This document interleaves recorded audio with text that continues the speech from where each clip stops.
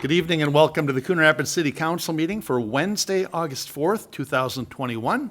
If you could please rise and join us for the pledge.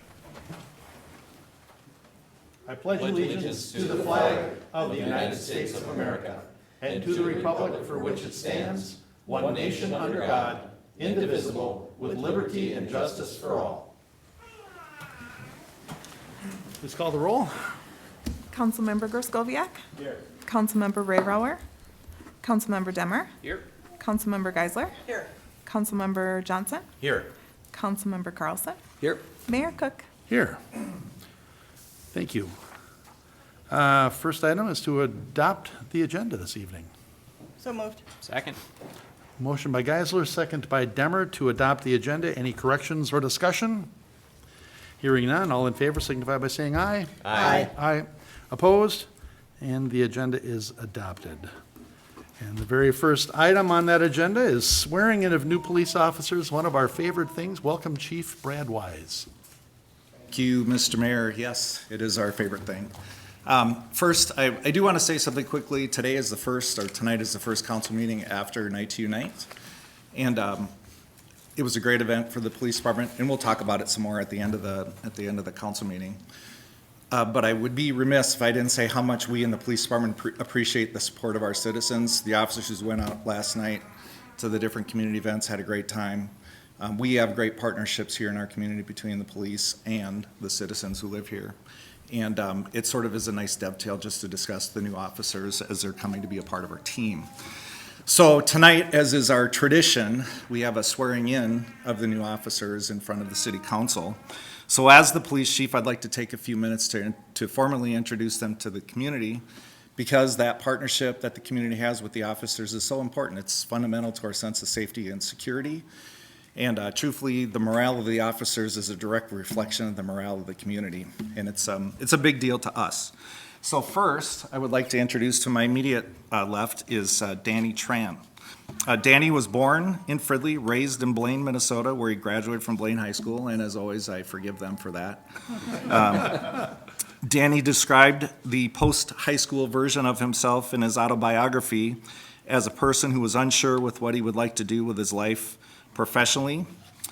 Accordingly, he bounced around from job to job like many of us did when we were young, for a while simultaneously honing his skills with one of his passions, which is Brazilian Jiu-Jitsu, which is a good thing because a lot of modern law enforcement training revolves around Brazilian Jiu-Jitsu, which is a method. It's a use of force when force is needed, but it's done to gain compliance using techniques like holding and resistance and stuff. So it's something that we are very strongly in support of. It's a good thing, and frankly, both of our new officers have training in that very same thing, and it's going to be important to us moving forward.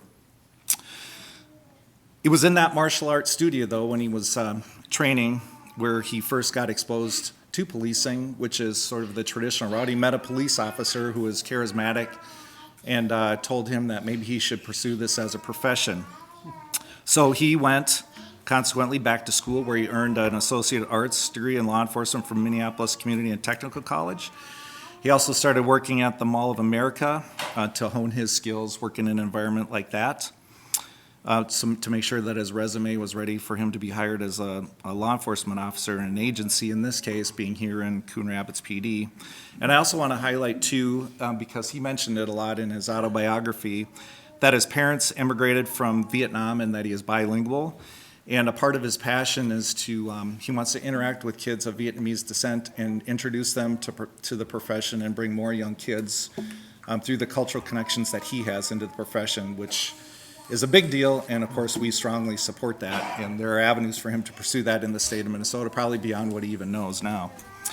Next to him is standing Tommy Hall. Tommy was born in Robbinsdale and also grew up in Maine, also same forgiveness for that, where he graduated from Blaine High School. Tommy also worked a number of jobs while considering his long-term profession.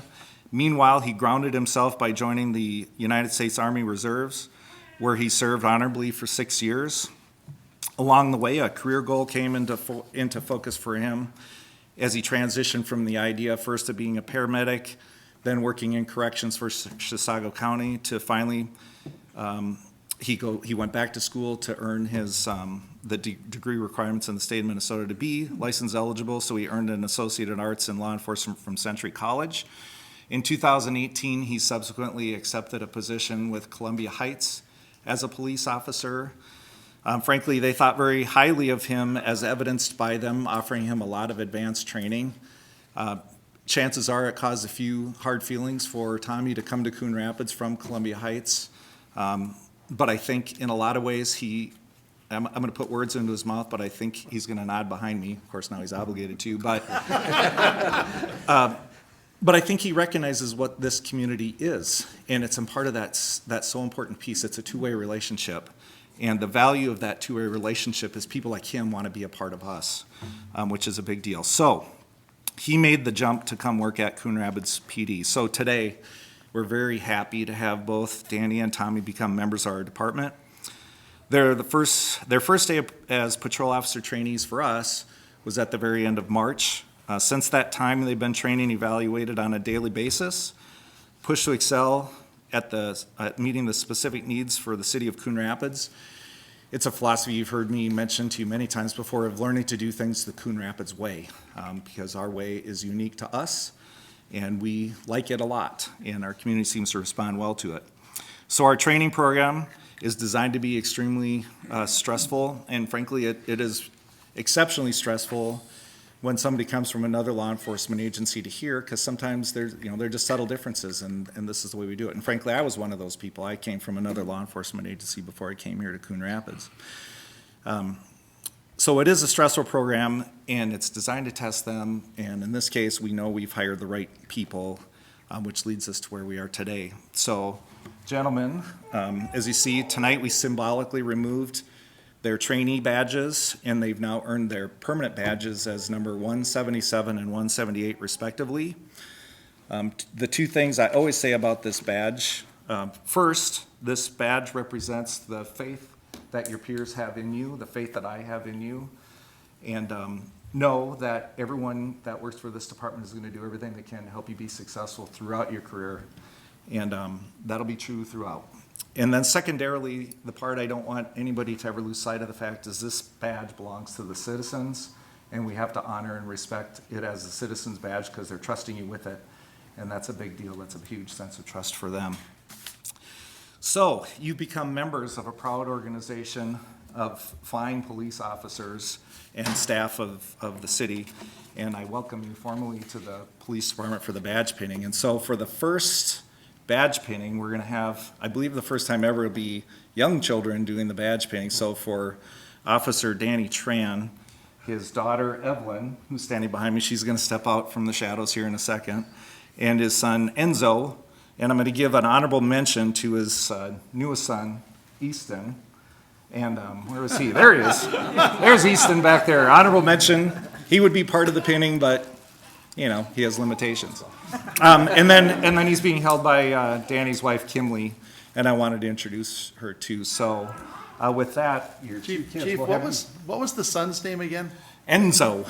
Enzo? As This an one over Enzo here? Ferrari. Yeah, Enzo, yeah. Oh, okay, because I have to let him know how we shush people in here. We got the gavel, we give him one of these. When I came in, he gave me shh. Excellent. He's an assertive kid. He'll be a great police officer one day. So, all right, so we'll have you guys step out here. Give this to you. So, Dad, if you want to go down.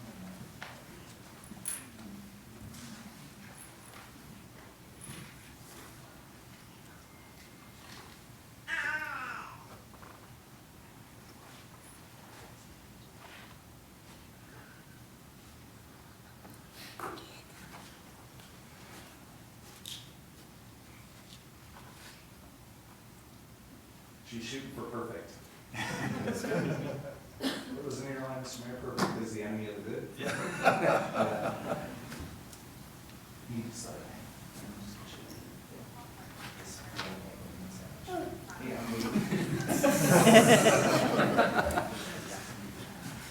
All right.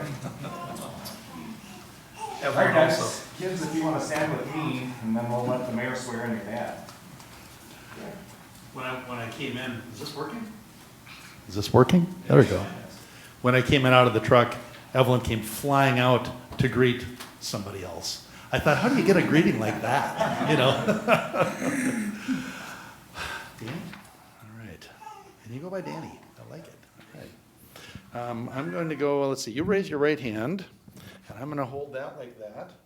And I, Danny Tron, do solemnly swear I, Danny Tran, do solemnly swear that I will support the Constitution of the United States that I will support the Constitution of the United States and the Constitution of the State of Minnesota, and the Constitution of the State of Minnesota, and discharge faithfully and discharge faithfully the duties of a police officer for the city of Coon Rapids the duty of a police officer for the City of Coon Rapids in the county of Anoka and the County of Anoka and the state of Minnesota and the State of Minnesota to the best of my judgment and ability. to the best of my judgment and ability.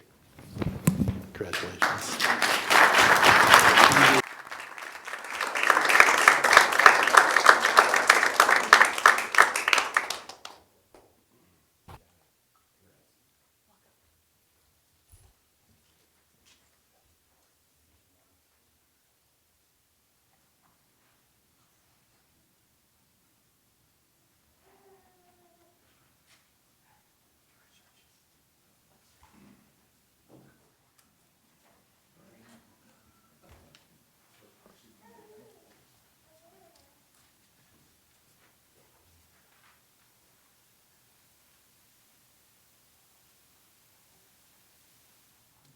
Excellent. And then, Mr. Mayor, for our next badge pinning for Tommy, it'll be his wife, Nicole. So, Tommy, I'll have you step up also. And Nicole?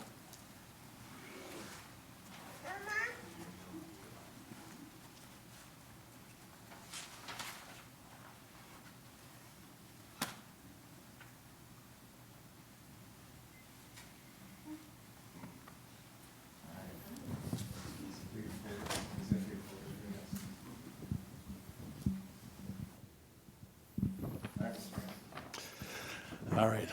Tommy? Let's see. Here you go. Yep. Raise right hand. Okay.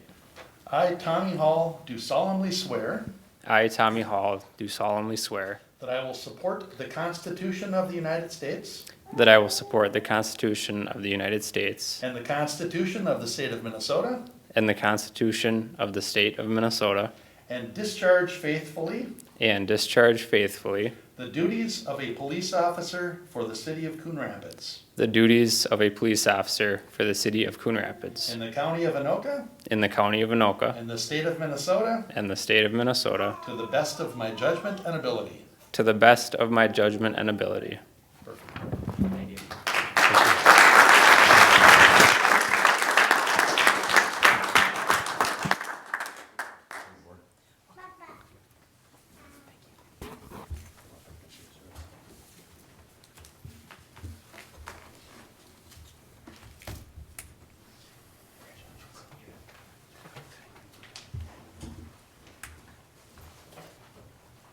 Unless the rest of you are interested in watching about street reconstruction.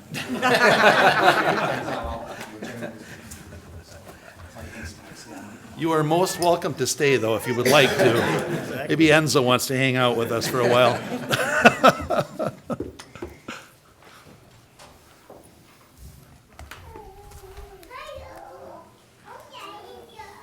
Councilmember Carlson, I would have loved to have seen them try some of that jujitsu out, just to kind of show us with you, you know? They're a lot younger than I am, Mr.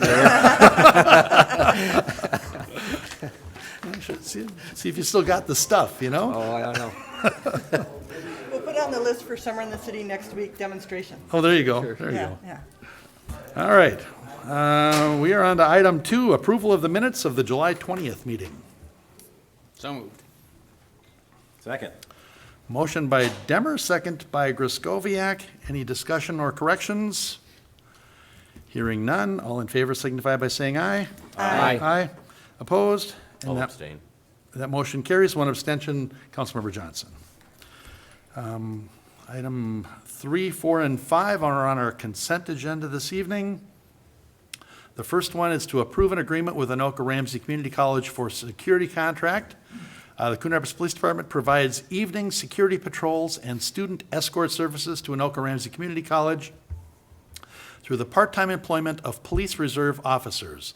This is accomplished utilizing an agreement between the city and the state of Minnesota, and the contract between the city and the state of Minnesota is reviewed and renewed each year, roughly following the state's fiscal calendar and a typical school year. The current contract expired on June 30th, 2020. The new contract reflects a total contract amount not to exceed $35,000 and would be effective July 1st, 2021 to June 30th, 2022. So we kind of got a year gap there with no coverage. Is that what happened? I suppose that was for COVID, or am I missing something? One expired June 30th, 2020, and the new one is effective July 1st, 2021. I think it's just a typo. They've been using us the whole time. All right. But the contract we're looking at tonight is from July 1st, 2021 to June 30th, 2022. So we're looking to authorize the mayor and the city manager to enter into an agreement with the state of Minnesota and Anoka Ramsey Community College to provide security services for 2021-2022. Item 4, which is the second item on our consent agenda, is to approve final payment to Park Construction Company for Project 21-6, Crooked Lake Boulevard and Robinson Drive Mill and Overlay. The actual project costs were less than the final contract amount due to quantity adjustments from the original bid. So we're looking for approval of final payment to Park Construction Company in the amount of $9,163.28 for Project 21-6, Crooked Lake Boulevard and Robinson Drive Mill and Overlay. And then item 5, which is the last item on our consent agenda, is to approve final payment to Douglas Kerr Underground LLC for Project 20-2 MSA Street Reconstruction. The actual project costs were less than the final contract amount due to quantity adjustments from the original bid. Completion of the project during the fall of 2020 was delayed due to snow and colder than normal temperatures that occurred during mid to late October of 2020. So we're looking to approve the final payment to Douglas Kerr Underground LLC in the amount of $226,262.94 for Project 20-2 Street Reconstruction. And that is our consent agenda. I'll move approval of the 3 items on the consent agenda. A second. Motion by Johnson, second by Carlson. Any discussion or questions for the consent agenda? Hearing none, all in favor signify by saying aye. Aye. Aye. Opposed? And the consent agenda is adopted. And we are on to item 6, which is to consider planning case 21-25. Consider adoption of ordinance 2252, changing zoning to moderate density residential, 10220 Goldenrod Street, PCTHS Building Company. Mr. Harlicker. Yes, good evening, Mayor and council members. This is a two-part application here. We've got the zone change from general commercial to moderate density residential, and a corresponding land use designation change from commercial mixed use to institutional. The site is 5.56 acres, located behind the post office off of Foley and Goldenrod. The site was previously used as a Progressive Auto Insurance Claim Center. The applicant is a charter school that is looking to convert the site should the zone change and land use amendment be approved tonight. They will be in for a conditional use permit and site plan approval to convert the site to a school. With that, the site includes a vacant 20,350 square foot building. The Planning Commission, at the June 17th meeting, recommended approval of the proposed zone change. And on the 6th, Council introduced the draft ordinance. And then at a workshop on July 20th, they had a follow-up discussion regarding the proposed zone change. And possibility of allowing schools as a conditional use in the general commercial district. The council did decide to move forward with the zone change, and take the issue of schools in general commercial district as a separate policy matter. With that, Planning Commission recommended council approve the attached ordinance changing the zoning from general commercial to moderate density residential. And I'll answer any questions. The applicants are also in the audience, if you have any questions of them. All right. Mr. Mayor? Councilmember Geisler? Yeah, I'll take it. I think, Mr. Harlicker, you gave us a great summary. In general, when we first introduced this, I had some questions, with the different planning. Nothing against the charter school. I think it's a fabulous idea, fabulous thing with the use. It was just looking at, were there other vehicles of how we could look at the legal designations of zoning and comp use and all of that other kind of paperwork stuff that nobody else really cares about but the state, to make sure that we had options for the future and how could that building be used if the charter school ever should choose to leave. With the conversations that we looked at, the other options would have been a longer period of time, would have precluded this use, and it's still something that we can look at doing at a later date and time. So that's where we will parking lot, looking at other ways of addressing this kind of a use. So I'm very comfortable with doing this change at this time. And with that, I would make a recommendation or a motion in planning case 2125 that we recommend that we approve ordinance 2252, changing the zoning from general commercial to moderate density residential based on 5 stated findings that are listed in the agenda. I'll second that. Motion by Geisler, second by Johnson. Discussion? I do have one related question, and it actually stems from this map on here. The property that's immediately south of that, did we change that designation to residential at one point in time, or was that something that I can't remember the history of it. Yeah, So- Councilmember Johnson, that was changed to high-density residential. It just did not show up on the GIS system. Yeah, So okay. it came So, up as general commercial. thank you for that clarification, and that's the property that's immediately south of here. So the site that we're looking at here is bounded on one side by a park, another side by a post office, surrounded by residential. I think it's an appropriate use under the circumstances and fits into the neighborhood. The only constructive suggestion I have for the city is it's on kind of a limited street that goes around there. And there is going to be, and we talked about this with the residential idea, there is going to be traffic changes that are going to go in and out of there. So what is the right kind of signaling? Do we need to make any improvements to the street around there to address trafficking, any buses, whether that'll be on-site or off-site? But I don't think that impacts any of my decision-making, and I've not heard anything negative from the community, and this is my ward, and frankly, this is virtually my backyard. So, thank you. Mr. Mayor? Councilmember Griscoviac? Well, first of all, I'm certainly supportive of a charter high school here. I think that's just a great addition to our city. But I'm not, well, it's not my first inclination to take general commercial and move it into residential. I just, we've got prime pieces of general commercial property in Coon Rapids, and I'm always, looking toward bringing more industry and things like that into our city. So that said, we're making this change.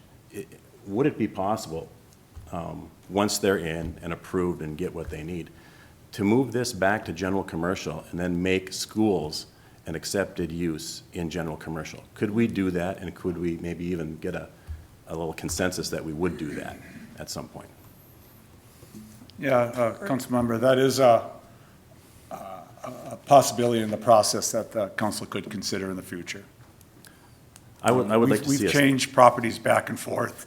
We did it with the U-Haul site, similar situation, Okay. so yes. Otherwise, like Councilmember Geisler mentioned in our work session, we're going to wind up with a little bit of an anomaly here with a school in moderate density residential. And so, Mr. Mayor, yeah, I think for me, we can do this. We can also go back, right?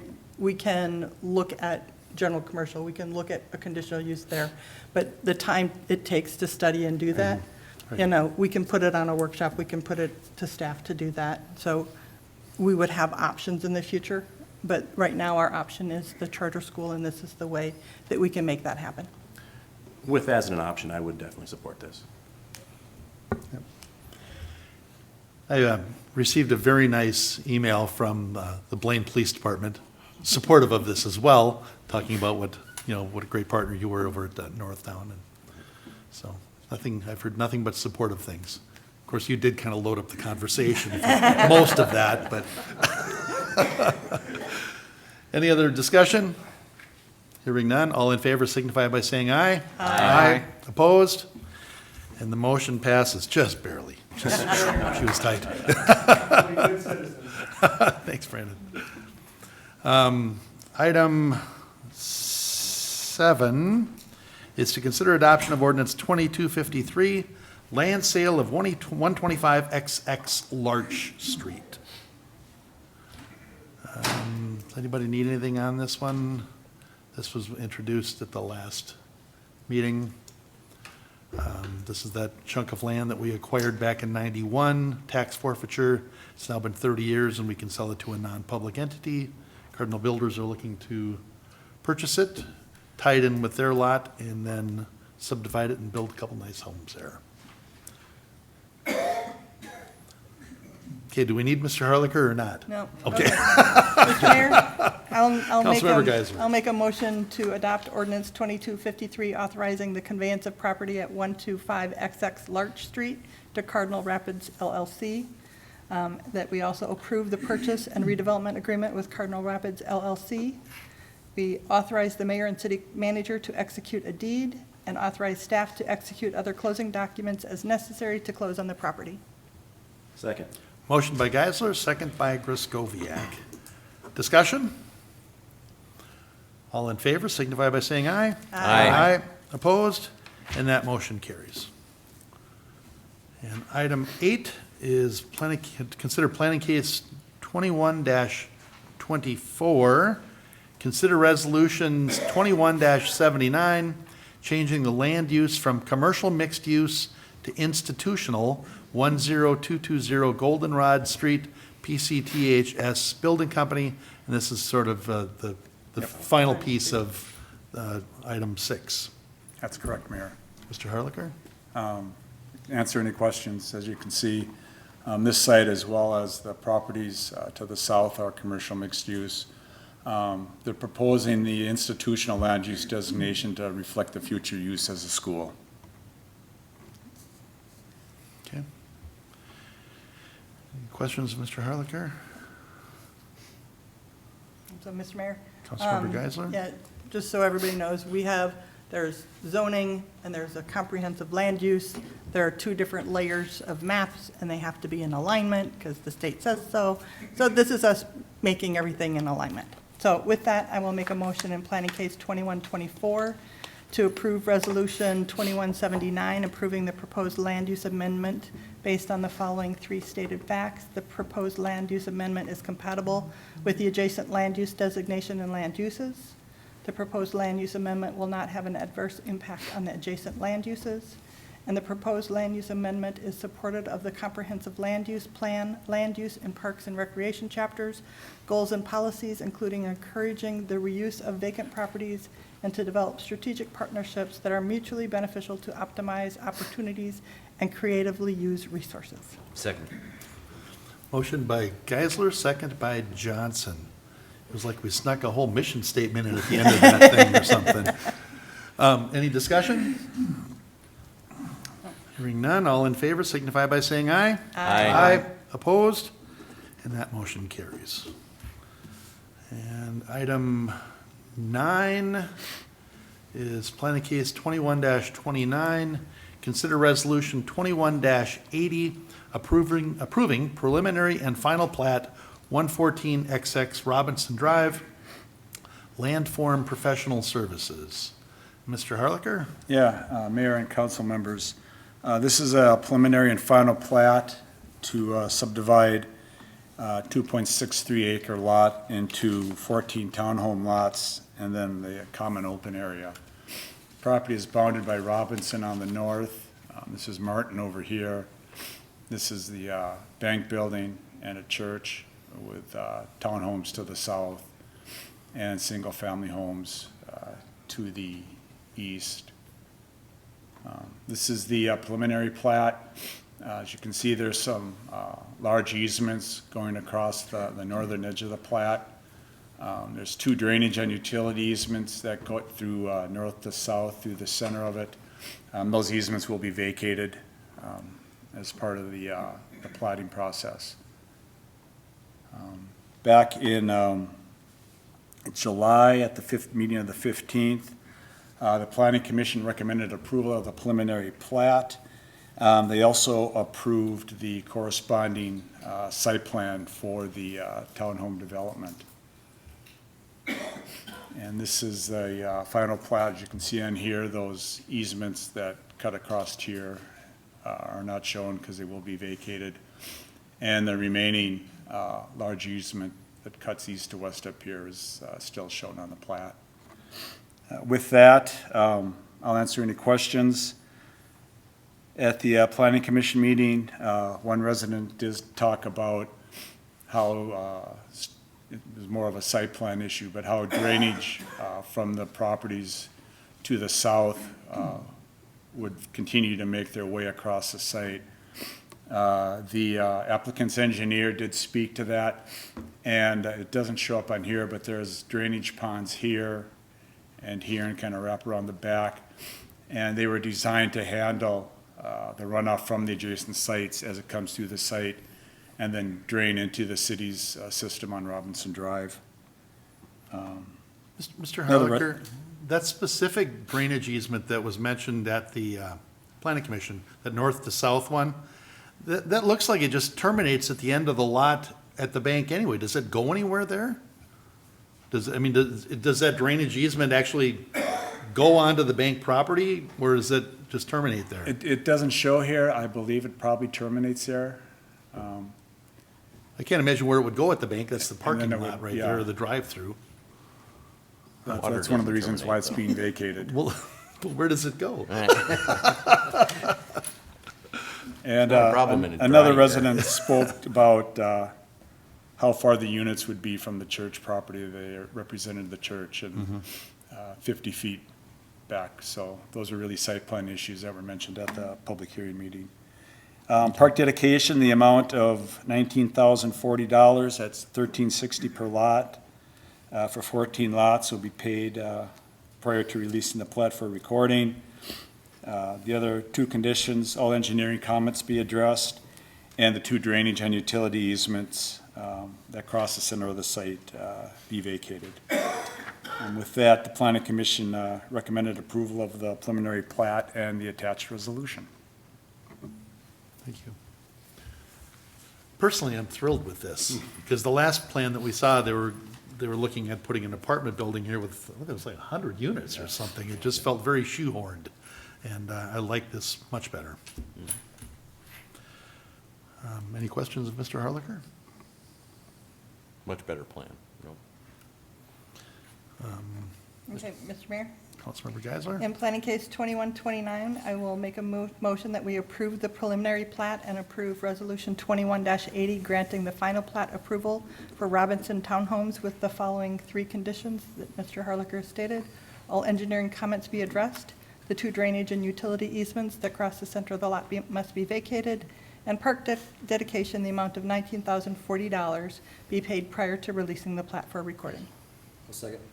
Motion by Geisler, second by Carlson. Discussion? Hearing none, all in favor signify by saying aye. Aye. Aye. Opposed? And that motion carries. And item 10, Mr. Harlicker still isn't going anywhere. Planning case 21-27, consider resolution 21-81, approving the preliminary and final plat to subdivide Holly Street and Springbrook Drive, JHM Coon Rapids Properties.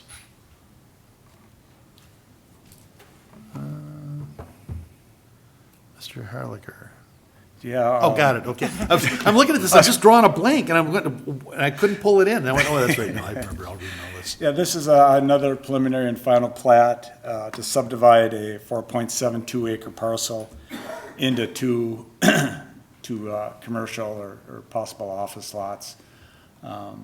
This is Springbrook Drive, Holly Street, with Quick Trip to the north.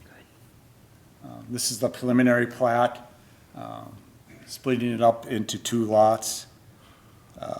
One lot will be 1.9 acres, that's lot one, and lot two will be 2.82 acres.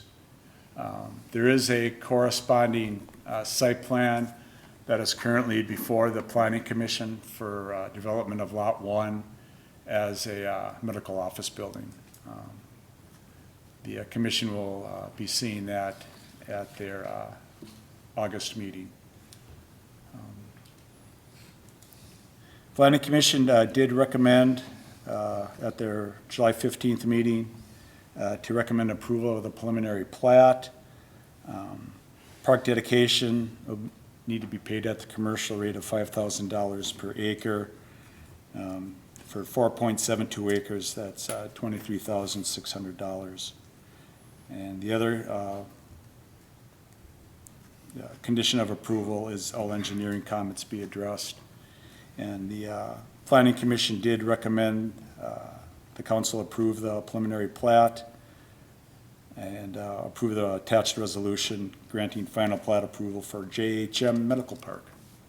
And with that, I'll answer any questions, and the applicant is in the audience also. All right, very good. Mr. Harlicker, is the site plan they're looking at now, I heard the discussion at the Planning Commission, they were talking about hoping for another driveway over onto Holly Street or something. Weren't they, or was that, I just remember them talking about how traffic gets bunched up there. And was there going to be another driveway onto Holly, or? Yeah, Mayor and council member, there are two access points. The existing one off of Springbrook Drive, and there's a second one off of Holly Street, about this location here. Okay, and I know I'm getting ahead of myself here because that would be the site plan. I was just curious how that was. Thank you. Anybody have any questions for Mr. Harlicker? Unlike mine that actually relate to this thing. Makes sense to me. Mr. Mayor, Councilmember Griscoviac? is there a quick drip access through part of that property? Will that stay there? Yes, council member, this access right here, it's currently there. That will stay. It was designed, laid out to accommodate access for both of these parcels. Okay, I got you. I think it's a great use of the land. It fits within the Port District, and I'm glad to see more development coming here. Absolutely. Your Honor. Councilmember Demmer? In planning case 21-27, move to approve the preliminary plat and approve resolution 21-81 granting final plat approval for JHM Medical Park with the stated conditions. Second. Motion by Demmer, second by Johnson. Stated conditions, that works for you, Mr. Brody? Okay. Any discussion? Hearing none, all in favor signify by saying aye. Aye. Aye. Opposed? And that motion carries. Item 11 is planning, consider planning case 21-33. Consider a planned unit development amendment for Gateway Commerce Center, Gateway Drive, Phillips Architects. Mr. Harlicker? Yes, council members, this is an amendment, excuse me, to the Gateway Commerce Drive PUD, which is adjacent to Highway 10 off of Gateway Drive. That is the project that includes the Honda dealership, McDonald's, Taco Bell, and currently under construction, the child care center. Those are off-screen. This area here was developed as the inventory lot for the Honda dealership. This is the area that's under consideration at tonight's meeting, this 10.14 acre lot. The proposed amendment will allow this 10.14 acre lot to be subdivided into 3 lots. These are the 3 lots. This is Lot 1, which would be a car dealership. That is 3.31 acres. Lot 2 is in the middle. That would be 1.3 acres. And then another larger lot on the end of the cul-de-sac, Lot 3, which would be 4.5 acres. This is the current PUD with the Honda dealership on these 2 lots. And this site here, which was previously approved for a Nissan dealership back in 2017. That dealership was never developed. Walser does still own the property, but the Nissan dealership's site plan approval lapsed and it was not renewed. So what they are proposing to do now, is take this 10-acre lot, and as you can see on this one here, is split it up into 3. At this point, they do have a site plan that's currently before the Planning Commission, pending the council's decision tonight, to develop Lot 1 into a car dealership, a Hyundai car dealership. At this point, there are no firm plans for how to develop Lot 2, but at some point they will be developing or intend to develop Lot 3 as a car dealership. One of the options they are looking at for Lot 2 is kind of a more of a, they call it a boutique dealership. It would be constructed to operate in conjunction with the Hyundai dealership. And it would operate in tandem with them, and then a separate dealership here. Another option that they are considering for Lot 2 is to split it at some point in 2, and half of it would go to the Hyundai, and half of it would go to the future car dealership on the west end of the project. At the Planning Commission meeting held on the 15th, no one spoke at the public hearing. The commission did have a lengthy discussion on the proposed amendment. Their main concerns were about Lot 2 being too small for the proposed dealership, and that 2 lots made more sense. The request for flexibility around Lot 2, and the number of times the PUD has been amended, and the possible concentration of auto dealerships along Highway 10. After that discussion, the commission voted 5-2 to recommend denial of the PUD. So the council, in their deliberations tonight, really have, we've identified 3 options.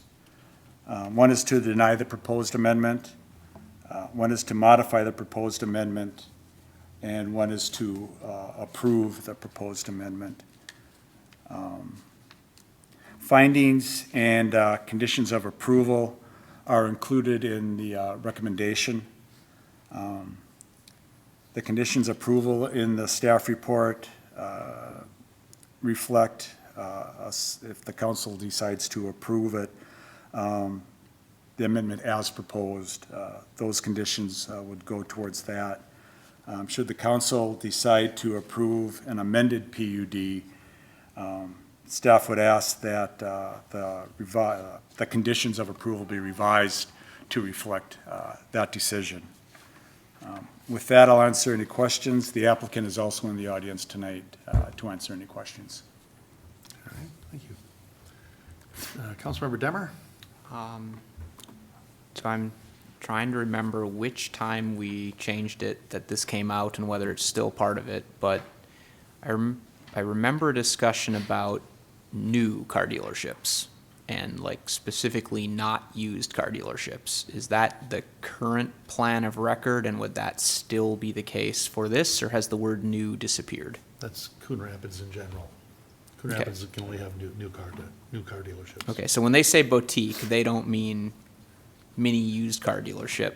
Yeah, No, I- pre-owned leased vehicles that we're now selling or something like that. Council member and mayors, I think the applicant would be able to address that better, but it's my understanding that it would be operated in conjunction with the Hyundai, and it would be their high-end line of automobiles that would go in there. Yeah. They mentioned a Hyundai Genesis. I'd never even heard of that. Oh, yeah. But Mr. Harlicker? One of the questions that I had is, when I looked at the narrative, there's also some other questions about pylon signs. That's going to be addressed with any site plan and the sign ordinances that are separate. We're not talking about any of that tonight, correct? Correct. Okay, I just wanted to. Councilmember Geisler, I would ask that the design of the signs are guided by the framework plan for the PUD. However, numbers should be addressed as part of any PUD approval or Okay. amendment. And staff is recommending that each of these, if there's 3 lots, each lot, whether it's 2 or 3 or 1, would be allowed one pylon or one monument sign each. Okay, thank you for the clarification. So, Mr. Mayor? Councilmember Geisler? I've seen this, I've started hearing about it, right, I think I was in high school. When the Cooley project, with all of the things that came through legal and years on planning. And the intent of the PUD is gone out of the window years ago. And right now, this 10-acre site is auto dealerships. We're looking at auto dealerships. To me, that's just not an issue. The concern that I have is we have seen so many things and changing and what if, and maybe this and maybe that, and well, it might come in. 2 lots make more sense to me now. Having a small 1.3 acre lot puts us at risk that nothing could potentially go in there and they may not do anything with it. That, for my perspective, I would rather see the lot 1 with the lot that the site plan is coming up for and have the 1.3 added to the other lot 3, so 2 and 3 get combined. And then at the point in time that there's a decision of what we're going to do there, then make the other PUD amendment to split that into 2 lots to make them the more appropriate size, because if they need 1.5 acres, you could do it then, right? Or if you are going to look to say, no, I'm going to give part of it over to this lot 1 and expand that, you have that opportunity. But the way it's done now, we risk having that whole place developed in a 1.3 acre lot that nothing really fits in. And that concerns me. And I think that, I believe, was the main genesis of the planning discussion. No pun intended. Yeah. So from my perspective, I would be most supportive of a modification of the PUD, allowing the split, but do it primarily for the lot that is ready to be built upon, that there's a site plan. Keep the rest of that lot together and relook at that at the point in time that there are actual plans of something to come in, so we are not leaving ourselves with a hole that we don't know what to do with. Mr. Harlicker, do you remember the size of the lots that used to be along there before we bundled them all together for the 2 car lots? I mean, weren't they like? They're bigger than that little one. They're bigger than this 1 acre lot, do you think? Correct, Mayor and Councilman, right now, that's one 10-acre lot. Right, But even before then. But before Yeah. that got put together, you know, when they were still hoping for a hotel and a restaurant and And a Foss. all You're of those looking at the things. Honda dealership lot also. Yeah, but before all those went together, it was divided into smaller lots, similar to this, I thought. This entire piece here, I don't know, looks like maybe 19 acres. somewhere in there, 20 acres maybe. This lot here looks to be similar size as this one, maybe a little bit smaller. But I think the question is, in that 19 acres, how many lots were there like 6 potential lots? You know, Looks like Mr. Fernelius. just- 5. If I may, so I was looking at this prior to the meeting tonight. So back in 2014, there were a total of 13 lots for this entire, For the whole PUD. the whole PUD. Yeah. The west leg, which includes the Honda dealership and then the properties that we're talking about, there were 5 lots. 5 lots, yeah. Ranging in size from 1.7 acres to about 3.5 acres. Right. Okay, thank you. 1.7 was like a family restaurant or something. so- Correct. Right? Yeah. So Right. it made sense for 1.7 if it was going to be a family restaurant.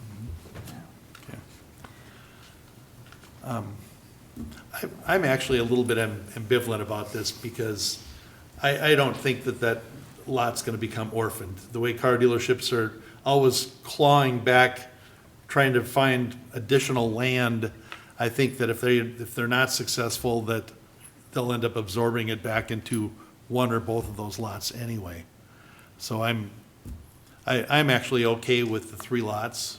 I'm not rah-rah, but I'm actually okay with it. Everything has required so much work to go in there. The Taco Bell, they had, after they got all the approvals from the watershed district, which took a long time, they actually had to drive pilings into the ground and then pour cement caps in order to build there. The Holiday Station had to do all kinds of extra things to build the foundation under that, and I don't remember what they said. It was like $150,000 or $500,000 extra to build there. We had a hotel out in the middle there that wanted to build. They did the soil borings. They said, we can't build there. I'm okay with whatever they think they can get in there. I think we're gonna have nothing but car lots there, which I'm actually okay with, given the quality of the land. And if it's 2 or 3 there, I'm okay with either, so. I'm going to agree, oh, sorry, Your Honor. No, go ahead. I'm Councilmember going to Demmer. agree with both the ambivalence and the point that Councilmember Geisler stated of the ship sailed. We've already said car lots. I do agree. I think that if car lots get built on both sides, the middle one's going to end up with cars in it. I don't have any, super concern. I also think that it's been sitting vacant for, I don't know, however long it's, the city's been there. If it ends up green space that's not used, it's probably not the worst thing. I think, again, kind of ambivalent. I was more worried that somehow it was going to slowly morph into one of those mini used car lots that sit by the side of the freeway with junk cars on it. If it's not that, that's great. How do we think about this though? Because there's 2 things we do when we see these things, right? We look at just the thing they're asking about, so just this one dealership, or we look at the whole package. And my understanding is in PUD, we should probably look at the whole package. If we were just looking at the thing they're actually proposing, sure, whatever. If we have to look at the whole package, then we kind of have to think about that middle lot and what could go wrong. Was there a question there? If I understand your question, Mayor, Councilmember. Mr. Brody? Councilmember Demmer is, essentially, that's what they're asking you to do, is to look at the whole thing today. That's what the amendment of the PUD is. They're dividing that, what's currently a 10-acre lot into three ones. So at this point, that's what you're asked to do, is look at the entire PUD versus just a particular lot, changing a use on one particular lot. They're asking 3 lots. So then I have a couple more questions then, because I can see what the one lot looks like and all the little drawings and everything, and the other 2 are just completely empty. The plan expired for the car dealership on the other lot. This is a PUD. Historically, there's always been at least a placeholder for what these other things are.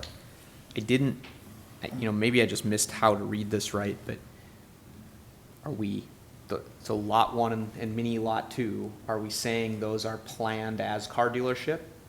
Because it's just not written on it that that's what it is. I'm going to defer to Mr. Harlicker because I want to make sure that's my understanding is what they're asking for is, but I'm not 100% certain on that. Yes, Councilmember. I know what. And Mayor, yeah, they are proposing a car dealership on all 3 lots. Okay. What So they're like asking in that picture that flexibility you're for showing, is the number of car dealerships. So- A so in that picture specific that site you're layout showing- hasn't been made yet. Okay.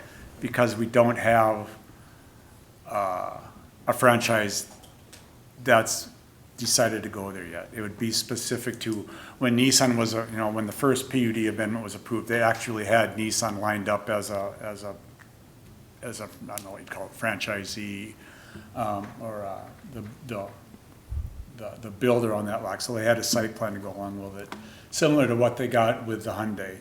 There's a site plan because they've got a specific dealership to go with it.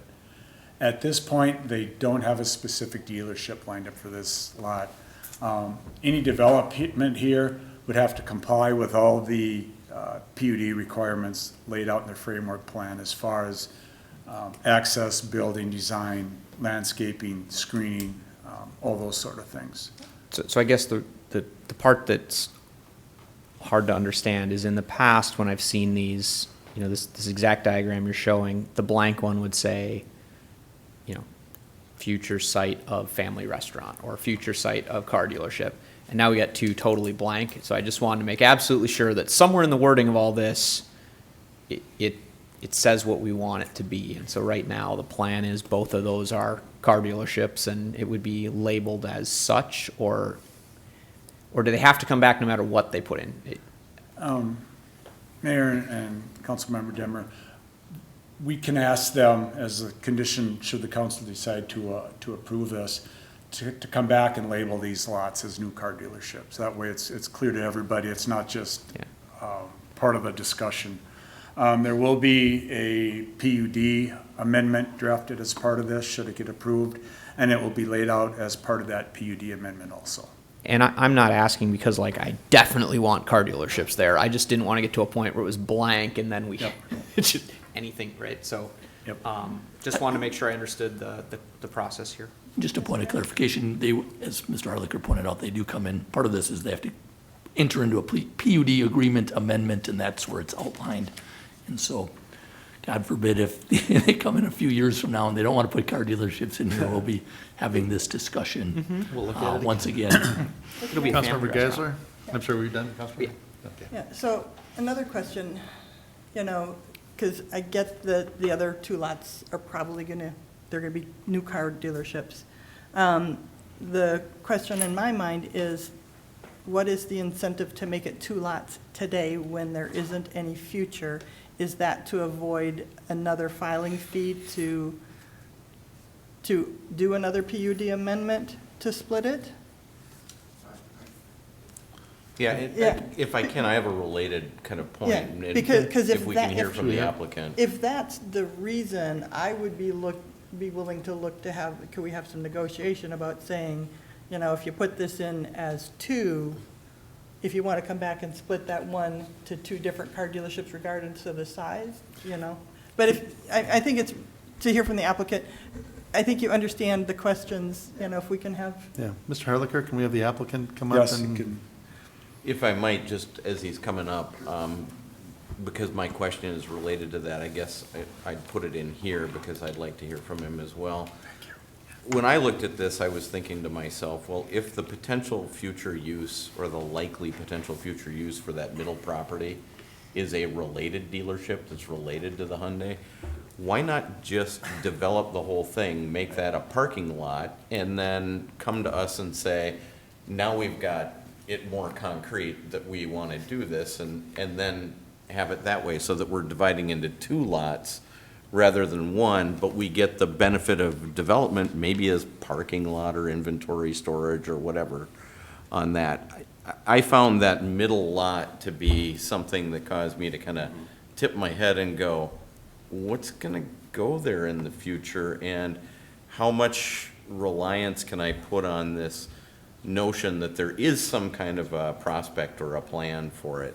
So I'd be interested in hearing that. I do want to just get out there. I get the car dealership thing. I actually like Hyundais and Genesises and stuff like that. So none of those are issues for me.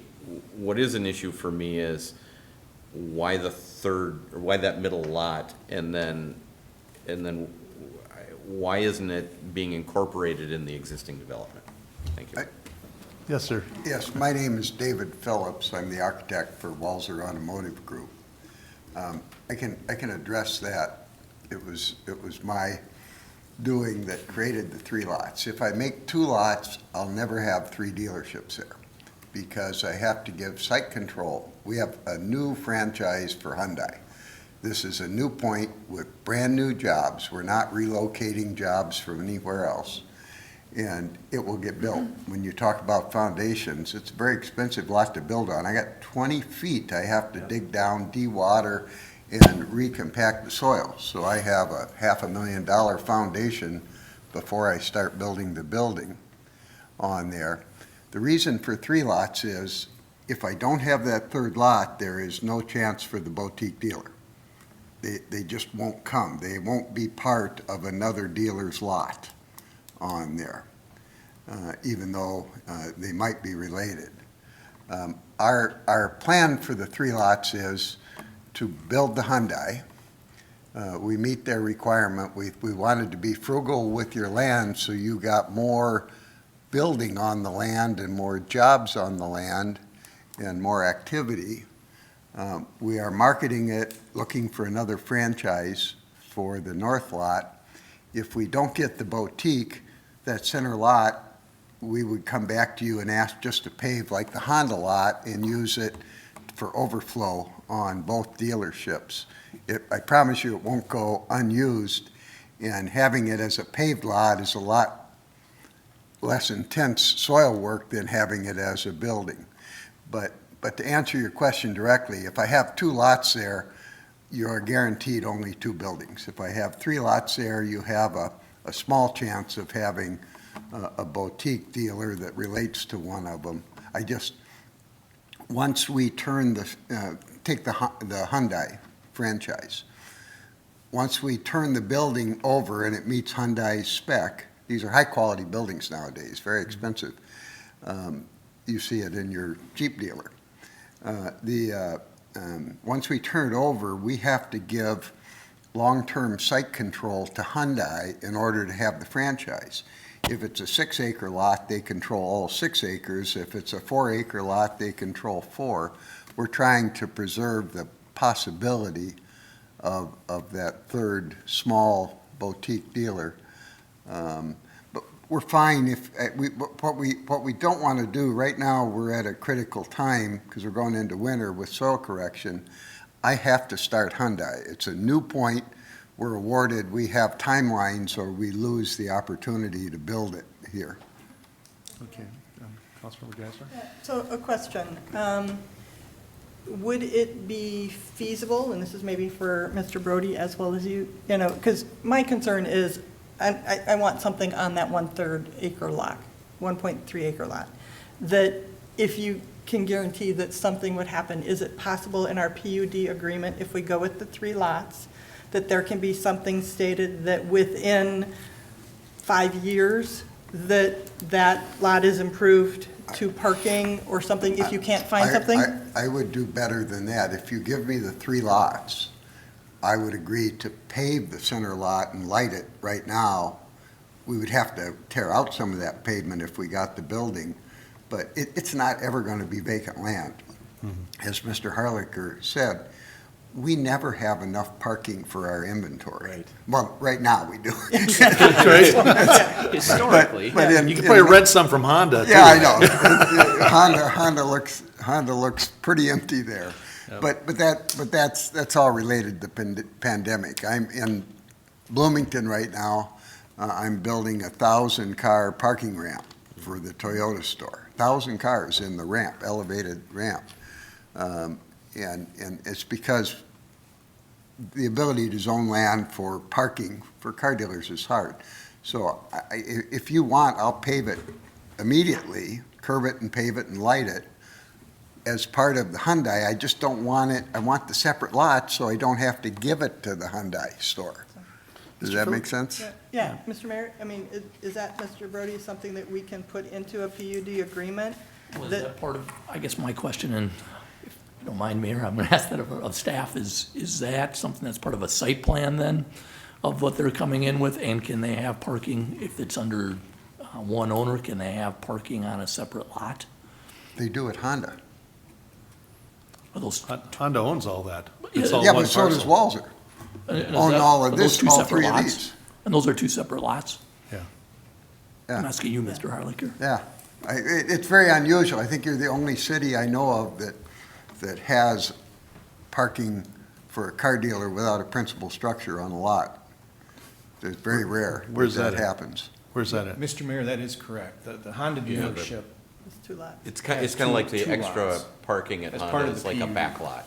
Oh, no kidding. Yes. I thought those were all one parcel. those are two Because we separate- had, there isn't, The private road- drive is there, the but I road is assumed there, that yeah. that went through their parcel. Oh, So, I mean, so if we can go that direction to ensure that it's improved, I'm okay with the 3 Yeah, lots.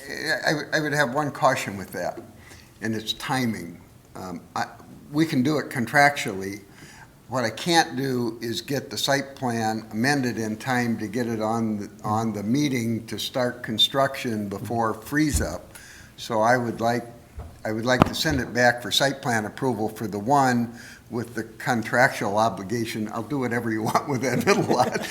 And I just want to get going this fall. Mr. Phillips, how far out do you think it would be before you would even know about the Genesis, the potential of a Genesis dealership? I can't say that word, but. Okay. yeah, A yeah, boutique- it a boutique wouldn't- dealership. It wouldn't Sorry. happen until after we turn over the Hyundai store. We Okay, have so to it'd be a couple complete. years out or something. We have to have the performance on the Hyundai. We're actually building to get the Hyundai franchise. We agreed to tear down the Hyundai franchise in Brooklyn Park and build a new building there. So we have kind of twin buildings going at the same time. Okay. And they have to move into the Hyundai before we can even talk to them about something that might come up. I don't Sure. mean to, I I don't get mean it. to be That's fine. cute. I'm just, I understand. Councilmember Johnson? this does answer and satisfy my questions and concerns about it. And frankly, this is actually we're talking about a planned development here. This is like the best plan it's an actual plan, so, that has been discussed. So I guess I would just indicate that I'd be in favor of moving forward on it. Yeah. Mr. Phillips, you've moved my needle off of ambivalence. I'm supportive. oh, thank you. Mine too. Councilmember Demmer? So I guess I didn't see a reason to hurry up and make them do anything on that middle lot.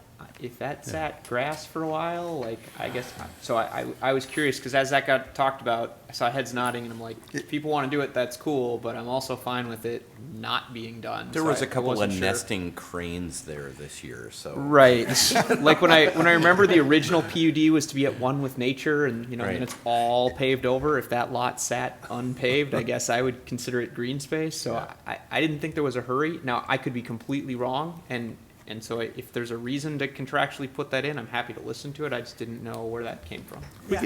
We could even do it such as that they won't be able to develop the other part unless this is paved or something. We could have a lever Oh, I there see. down the road, because frankly, I don't care if it's paved right away or not.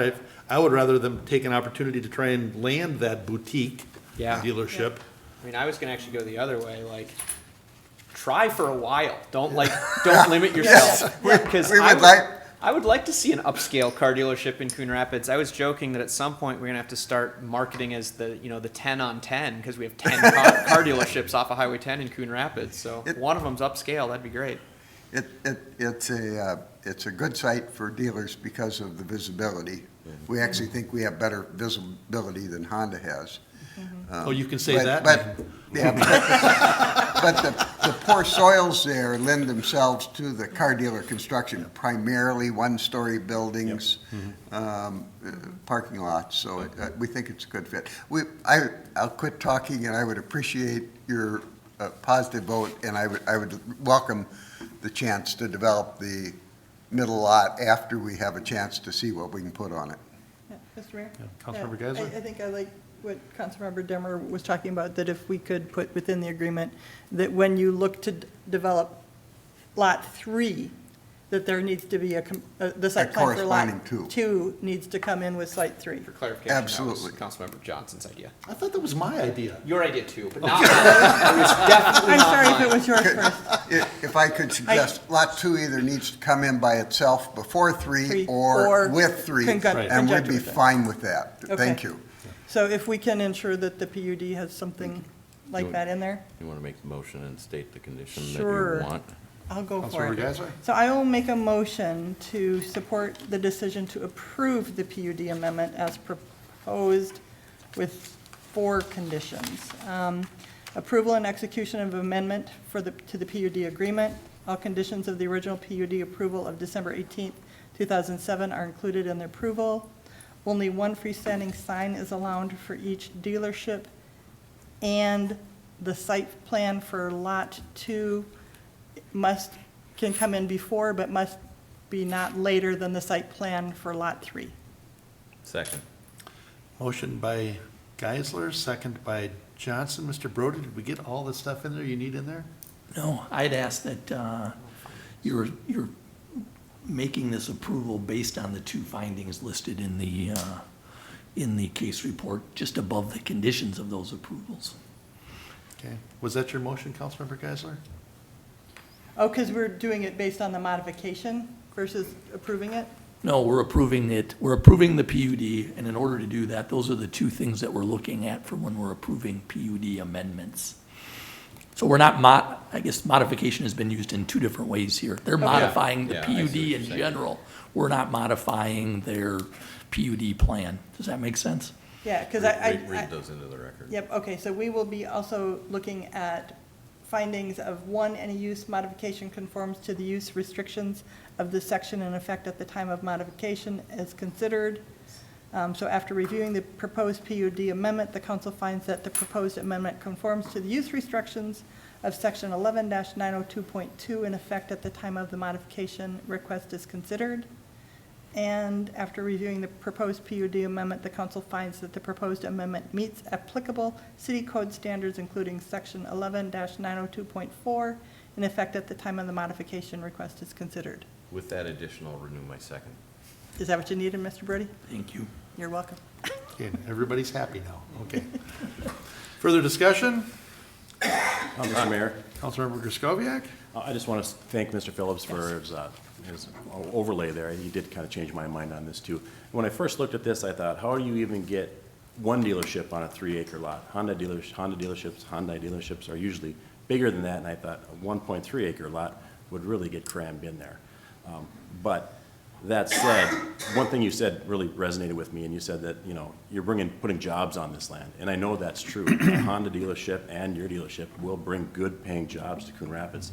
We've got people that live in Coon Rapids that work and, work in these locations, and it's great for them. So with that, I would support this. Mr. Mayor, just very briefly. Councilmember Johnson? Thank you. Just a couple of things I'd like to say with respect to this one. I do appreciate the comments, so thank you for that, and the additional insight that you've given. I also want to say a thank you to the Planning Commission that really looked at this issue. Frankly, I read through their entire summary, and there are many points in there I agree with, many sentiments I agree with. They do a really good job of kind of defending the lines of the city and the things that we are concerned about. And so that helped inform me on the little pressure points on this one. And so I want to say a thank you to the Planning Commission as well. On that little 1.3 acre, I was picturing it to be like smart cars or something. Some little car. Scooters, sure. Boutique dealerships are becoming a new thing. We've had one that wanted to come in a different fashion at one point in time, and that didn't pan out on a different part of the city. So I'm frankly anxious to see if we can get successful in landing one. Yeah. All right, we have a motion and a second. Any further discussion? Hearing none. All in favor signify by saying aye. Aye. Aye. Opposed? And that motion carries. Item 12, is that the right one next? Planning case, yes? Item 12? Okay. Planning case 21-31, consider Resolution 21-82, approving the preliminary and final plat to subdivide a 10.14 acre parcel, Gateway Drive, Phillips Architects. Anything further on this, Mr. Harlicker? I'll, excuse me, answer any questions. Again, this is the three lots that have been under discussion tonight. The Planning Commission did recommend denial of the preliminary plat to go along with their recommendation on the PUD. Two resolutions were attached in the council's packet. The second one is the resolution to approve. So that's the version, if you're going to approve the preliminary and final plat, that's the version that should be included. Just a second, Mr. Harlicker, so do we need to do anything? Does that cul-de-sac automatically stay where it is now then? Because I know that what the original plan was to shorten that up. That just stays where it is then. The cul-de-sac, It is shorter. it'll be a little bit Oh, it shorter. still will be shorter, Not as though. short as originally proposed, but shorter than what it is now. Okay. Oh, I see, sure, there you go. Okay. So, Mr. Mayor, I'll make Councilmember Geisler? a motion to approve the preliminary and final plat attached version of Resolution 2182 granting preliminary and final plat approval for Gateway Commerce Center 6th edition with the two stated conditions of all comments by the city engineer be addressed and the corresponding PUD amendment that includes the creation of 3 lots is approved. Second. Motion by Geisler, second by Johnson. I got the nod from the city attorney, so Did it right? any discussion? Your Honor. Councilmember Demmer? Just thinking through, so normally Planning Commission would look at a plat, make comments on it, approve or deny it. This one kind of got denied because the prior thing had been denied. So nobody's looked at it other than us just right now. It looks pretty simple. It's a rectangle. Is there anything that would have come up at planning that should have been talked through before we vote, or should we just look at it and go, yep, rectangle? The Mr. Harlicker? staff did give a presentation, a brief presentation. They did have the same information that council has before them tonight. And so they read through the staff report and they did get the same information. They really didn't have any additional questions. It is a fairly straightforward subdivision that's being proposed. Engineering will take a look at it to make sure all the easements that are required will be in place and those sort of technical issues. But the layout is fairly straightforward. Okay, thank you. Yeah, and they'll still be looking at the site plan for the, yeah. Yep. Okay, we have a motion and a second. Any further discussion? Mr. Mayor, Councilmember Griscoviac? does this motion then include all of the points from the previous one? All of the conditions from the previous one, including the way you mentioned having the 2 lots developed before the 3rd lot is created, that kind of thing? The plat is not dependent upon that. It's just The- basically the map. The plat is just recording where the lines are drawn for the county. And Oh, okay, so it's kind of moot. You're right, The it other is. one, so. okay. Okay. We have a motion and a second. Any further discussion? Hearing none, all in favor signify by saying aye. Aye. Opposed?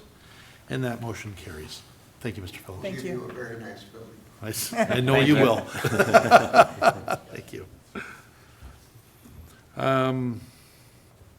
Item 13, consider purchase of streetlight fixtures for Round Lake Boulevard. Mr. Himmer, so, Mr. Himmer, did we use the exact specs from the lights on Main Street then? Because I know we didn't look at any specs. No, Mr. Mayor, Council, I apologize for not including those. Some of you may recall, we talked about this maybe about a year and a half, 2 years ago. The cost to do the decorative lights on Round Lake Boulevard, it was cost prohibitive. So the lighting fixtures that will be installed in this location, or are proposed to be installed, are similar to the ones that went in on Riverdale Drive in front of the Cub. That recent reconstruction up there, Hobby Lobby, they're a little more kind of the arced version, like you see on the entrance ramps and other things. So these are not the decorative lights. They were kind of double the cost we're talking about here. So this is what's proposed along this segment.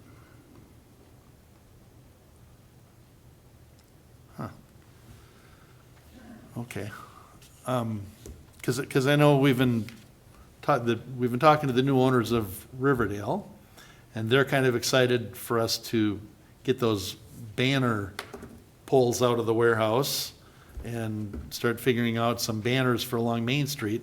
And now we're looking at lights up up Round Lake, over 10, through pretty much the same shopping area. And we're not gonna have the banner arms on those.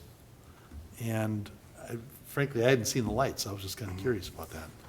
Mr. Mayor, if council desires, we can certainly workshop or something and talk about the options. We had done this once, and it was nearly $750,000. And then we talked about, well, do we do just the segment to Highway 10 in one style, and then north of Highway 10 in a different style? And this money has been carried forward in the budget for several years to get us to this point here. Again, we just installed the same fixtures on Riverdale Drive in front, kind of that segment that connects over to Anoka. They are not like the ones on Main Street, that is for sure. They will not include the banner arms. They're more utilitarian to just light the roadway. If there's not a comfort level with that, certainly we can talk about options on how we want to do that. This fits with the number one need for lighting, as well as the costs that would be attributed to it. Okay. And I'm sorry, I must have forgotten that workshop, whenever that was. How long ago? It was shortly after we did Main Street, so that's 2018 maybe? Come on, you don't remember We were that. 18, 19.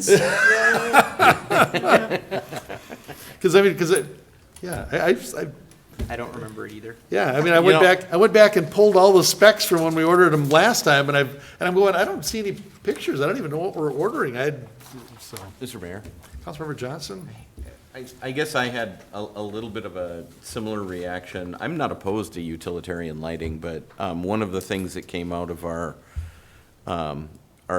really robust workshop that we had this year was something that I've been emphasizing for some time, which is kind of beautifying the main corridors of Coon Rapids, and this is one of those main corridors. And so I guess I'd like to see what we're proposing to put in there, and see what other options might be available, unless there's some particularly unique time sensitivity here to making purchases to get certain benefits or deals or savings or things like that. So this bid was good through August 15th. Is it a big savings? You think we'd take a big hit if we kicked it out? Mr. Mayor, we just start with new quotes is what we'd have to do. This changed between February and July and increased $10,000 in that period of time.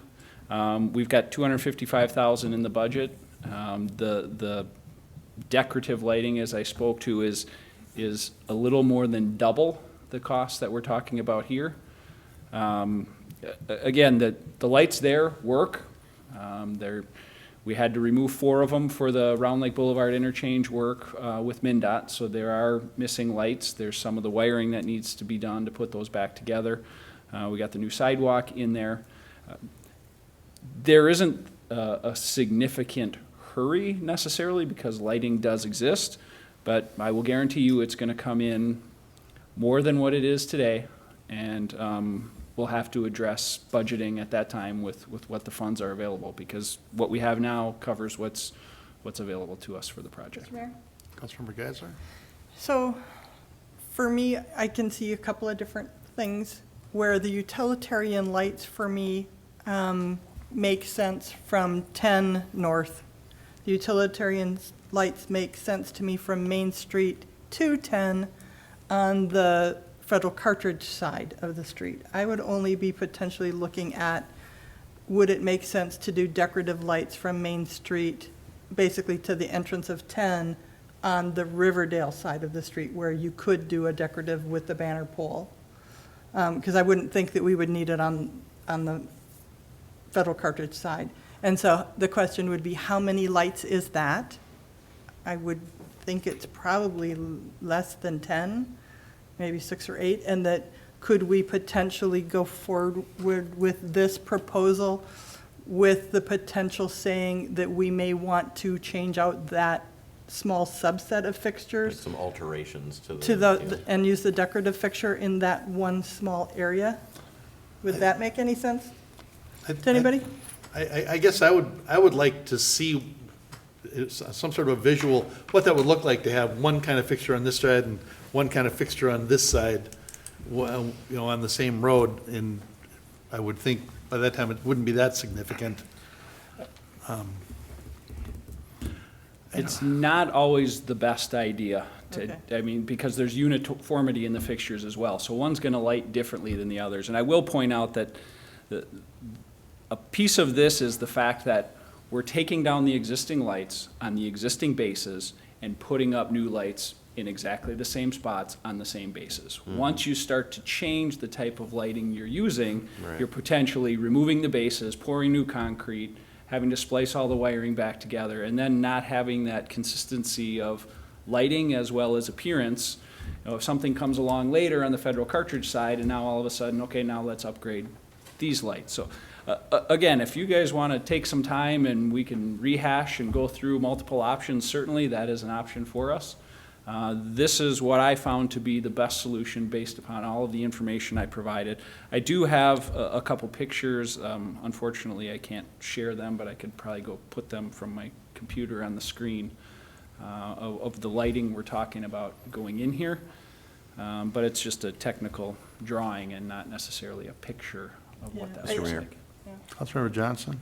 I mean, obviously, I would have liked to have kind of wrapped my head around this a little bit better before today's meeting, but I don't want to delay anything for the sake of only having a high degree of assurance that we're going to spend more tax dollars down the road. I don't want to waste any tax dollars just kind of noodling over, are these the right lights? So I'm comfortable going forward with this now without further workshopping it. I would like to just suggest that, especially in light of the workshop that we had, when we are talking about those major corridors, that we just get a little bit more insight into that in advance. Hi, Your Honor. Councilmember Demmer? What's the deadline to vote yes or no on these bids? Like, The existing bid's good, I believe, for 30 days. And that's the So it was 15th. received the beginning of, It's said in the packet on August 15th, I thought. Because we got another let's meeting in see, between now and then. quote. No, we got a workshop. We don't have we don't have a council Yeah. meeting, though. Yeah, that's a problem. okay. Yeah, I mean, if Riverdale wants to start to do banners, I mean, that is a hypothetical. We do have the Main Street corridor that could be done, I think we could potentially get creative. There are possible ways to potentially add a banner on an existing light pole, even if you do other kind of an attachment to it, if that's possible. That could be another conversation down the road. If it makes sense to just, we need to move forward, we need to get the lights out, or lights on, the existing bases and whatnot. To me, I was just looking at potential options, if that would have made sense. It doesn't sound like it does, to look at potentially 2 different kinds of lights. So I'm fine supporting this proposal. Again, I'll say, we have lights on the road today. There's nothing with the lights other than the high-pressure sodium lights that are there. So it's not like it's dark and we need to put lights on this road today. Time is what it's going to be. And I'm happy going through it all again with you. We can bring in John Messick and sit over there. That's when we were talking about 300, 400 Kelvins and what's it gonna look like. And Yep. do we have the posts installed initially, or do we put those on later? Do we band them? There's nothing that says these absolutely have to happen today because we have light on the road. It's just the cost factor that goes into it. And again, I talked to Connexus Energy and said, what if you did this work for us? And then they become your lights, you own them the same way we've done it on other projects. It was double the cost. The cost to run new wiring and new conduit as part of this added another $250,000 to the cost, which I said, we can't do that. So to me, it was, let's get the lighting in, and in the future, if we end up with a whole bunch of ground faults and other things, we're gonna be pulling new wiring for this, and those costs are gonna come at that time. This is kind of a phase one, potentially, of what is gonna happen after these wires have already been in the ground for 20-plus years. I was trying to meet the dollar amount and not necessarily focusing on how beautiful it's going to be. Mr. Mayor, All right, Councilmember Griscoviac?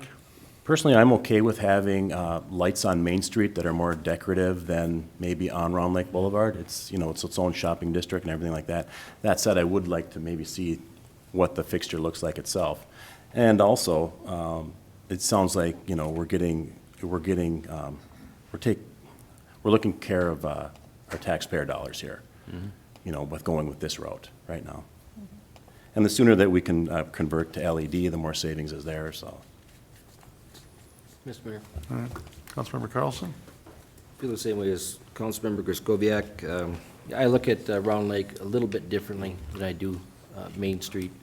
And with the savings that we're talking about here too, they're there, and we don't have to pull new wires and set them on something different. So I also support moving forward with what we have. All right, All right, Mr. Mayor. Councilmember Johnson?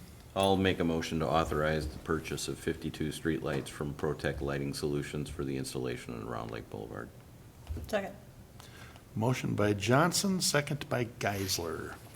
Any further discussion? Hearing none, all in favor signify by saying aye. Aye. Opposed? Me? Okay.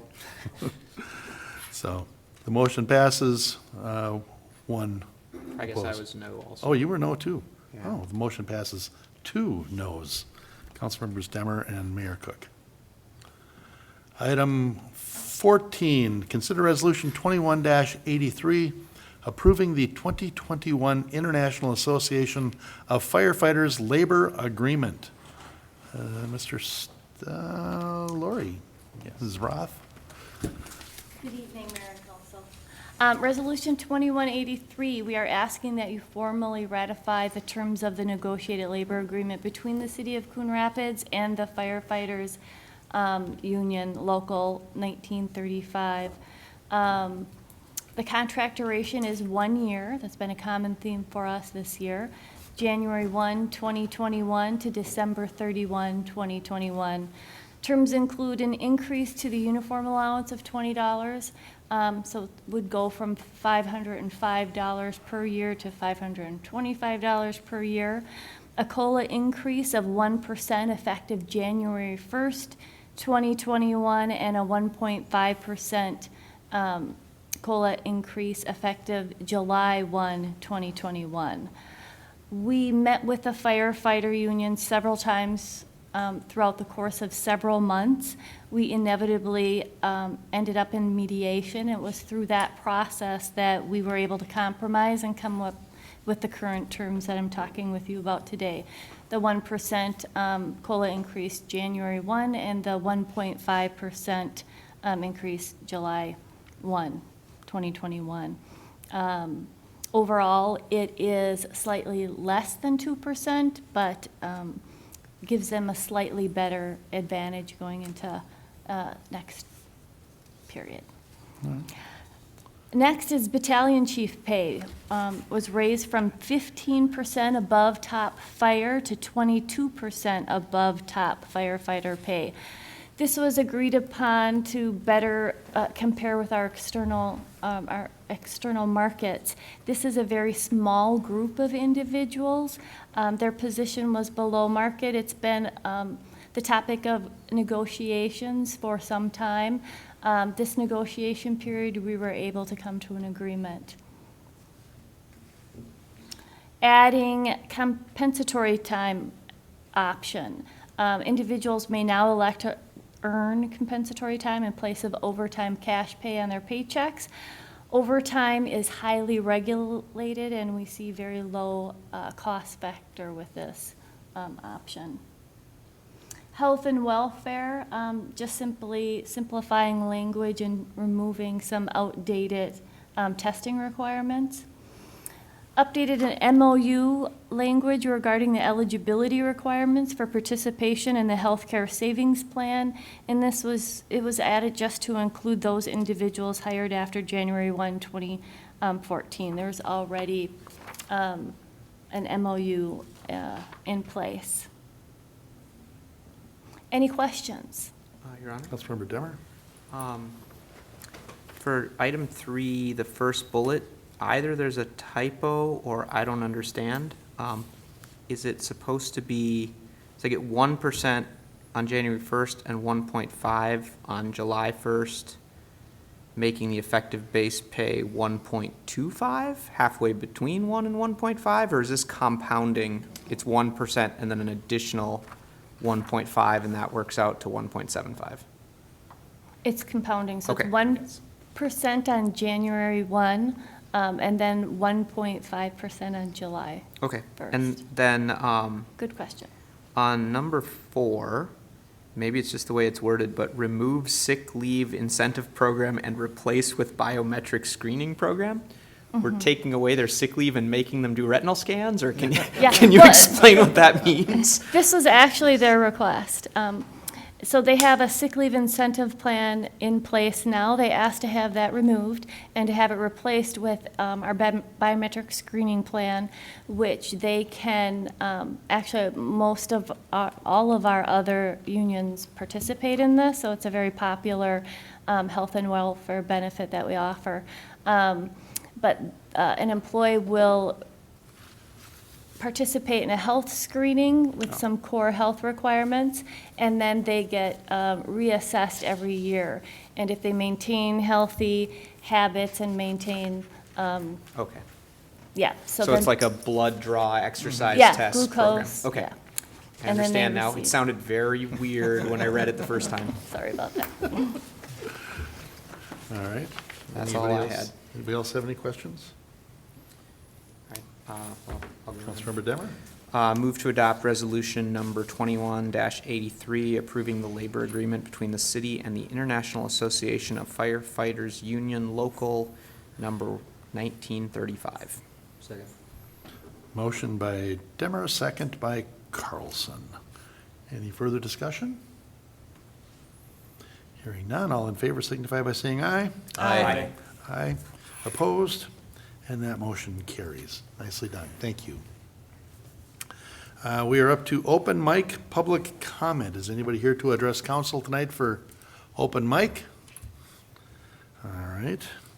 Then we're moving on to reports from previous open mics. And at last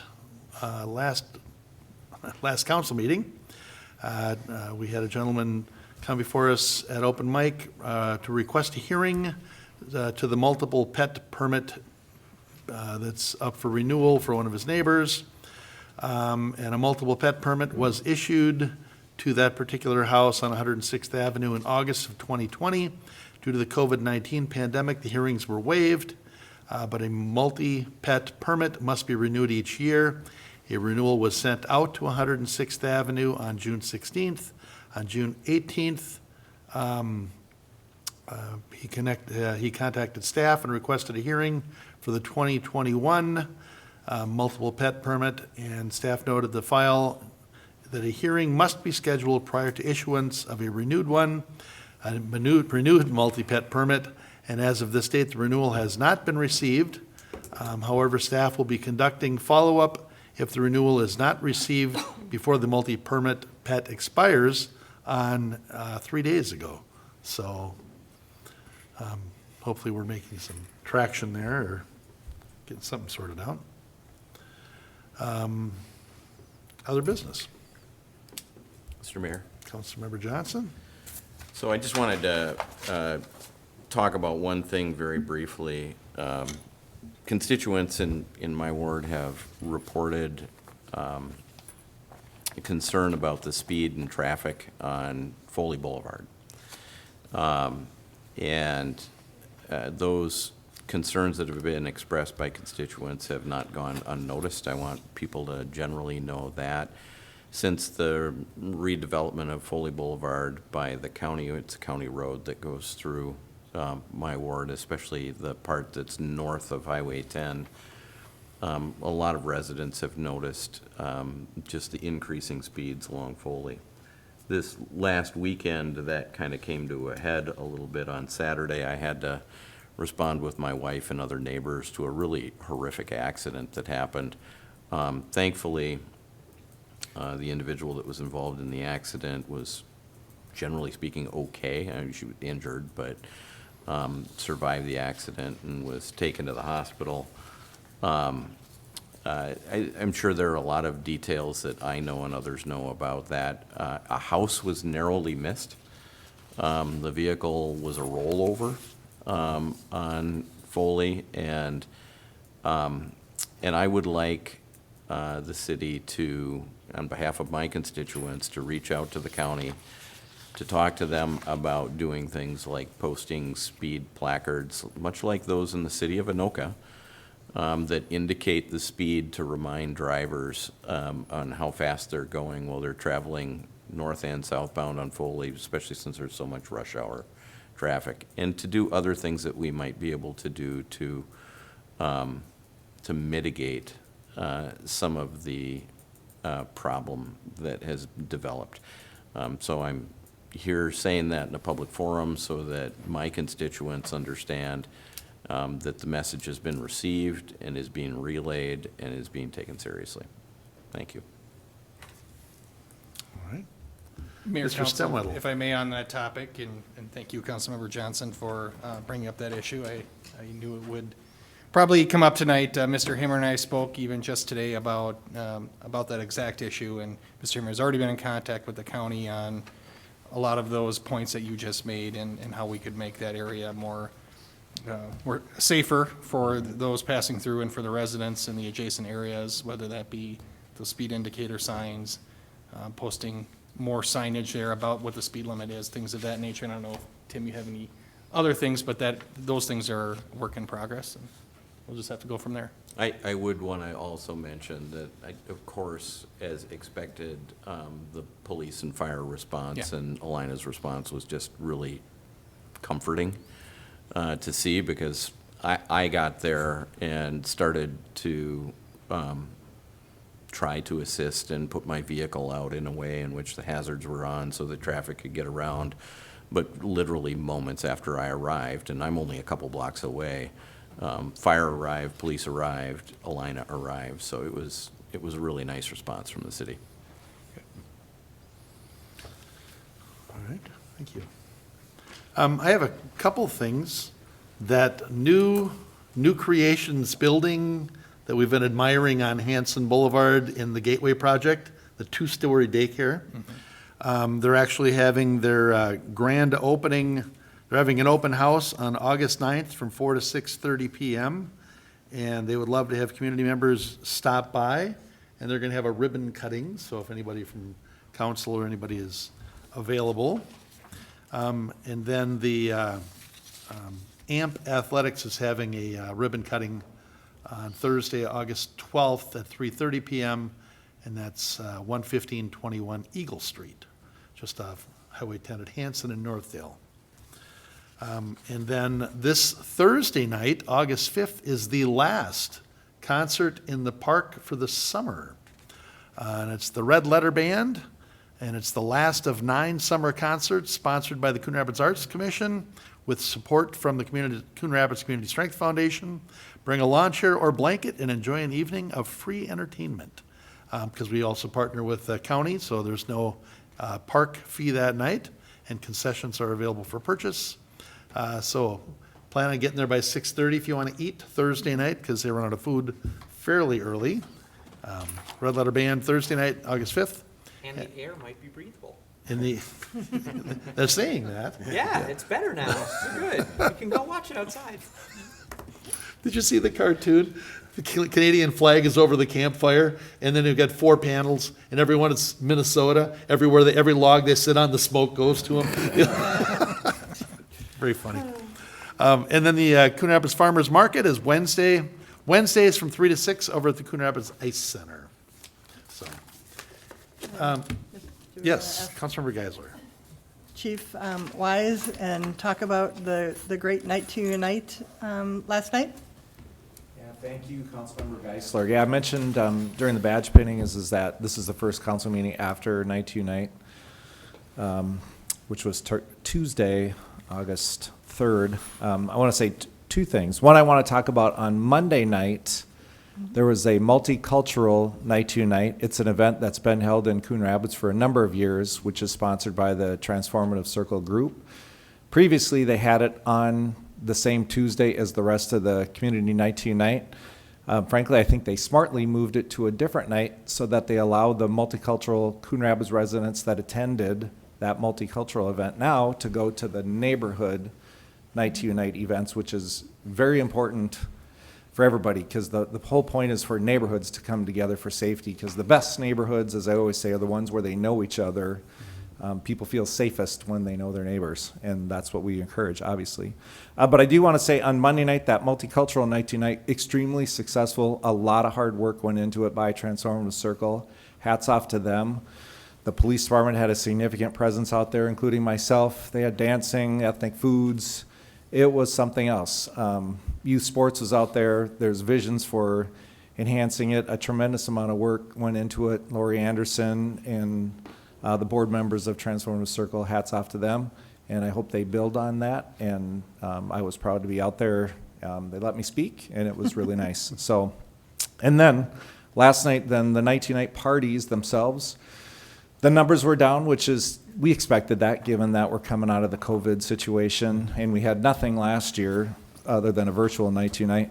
But we had 60 Night to Unite parties, roughly 2,000 people that we were able to see. Both police and fire went out and met with residents, and of course, it's always to talk about how to make your neighborhood safe. That said, is that I want to add that crime statistics, the statewide crime statistics, just came out earlier in July. It's called the Uniform Crime Report, and I've talked about it before. It's where crime stats it's a report that allows cities to compare themselves one to the next.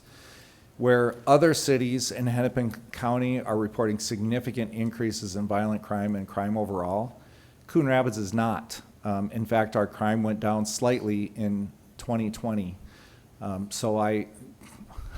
We have great residents, we have a great community, the police department's well integrated, we have great communication, and the payoff is right there. And so I want Coon Rapids residents to know that they live in a safe town. It's continuing to be safe. Our crime rate is lower than it was in the 1980s, and I say that all the time. So I just want to remind people of that. And then please, next year, hopefully all of this COVID stuff will be behind us, and every neighborhood will have a party and get to know their neighbors better, and we'll be there to support them. Thank you. Nice. Thanks, Chief. An interesting conversation today at lunch with several mayors, and their public works gets really involved in Night to Unite. She goes, they get really excited when those dump trucks come out and the front end loaders show up at the parties, and they do that in several communities. I just throwing that out there. Something to think about. Yeah, something to think about. Mr. Mayor. Go ahead. Go ahead, Councilor. He's running the meeting now. Councilmember Griscoviac, go ahead. All right. I just wanted to say something about Night to Unite. And first, thank police and fire. They came out to a lot of these neighborhood meetings, and they just, our residents love that.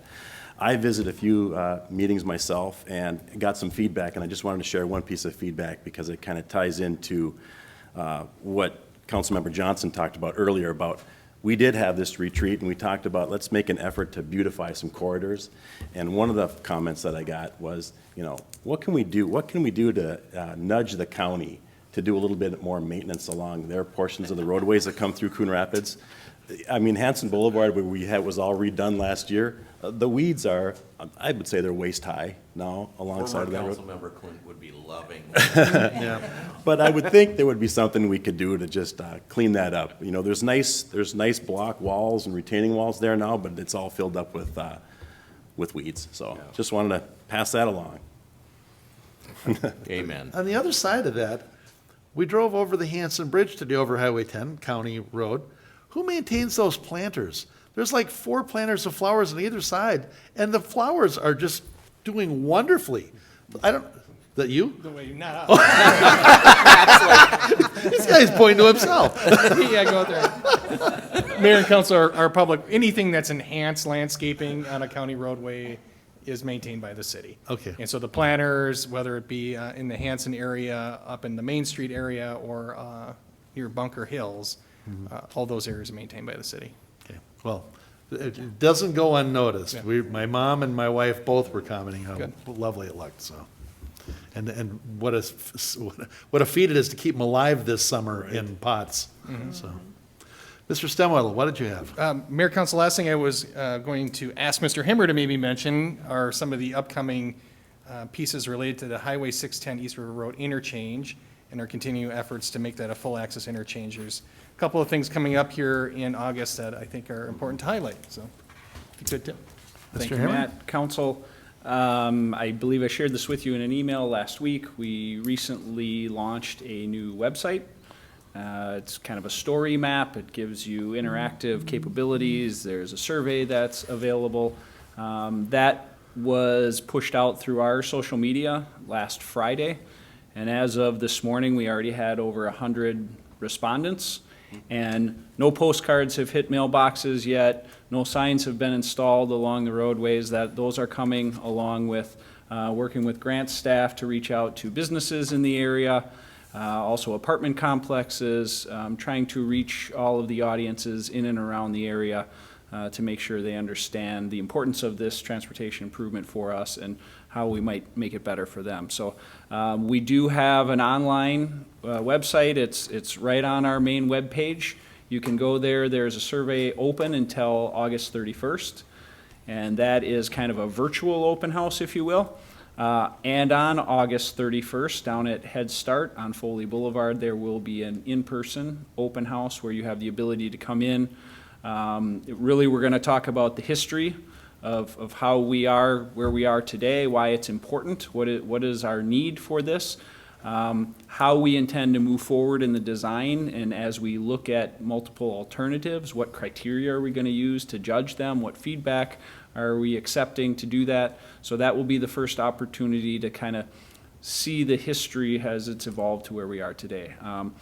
Following that meeting, we'll take that input, we'll kind of go back and start studying those alternatives to get to a point maybe in December, late in the year, to kind of come back to say, here's where we're at now with what's happening. So the big thing now is the education and the push to get the word out, to drive them to the website or to come down and provide their feedback in person. And anybody can always call me directly. I think that's what's on the signs and on the website for any specific questions they have. It's my name, it's my number, it's my email. Reach out to me as you see fit. Excellent, excellent.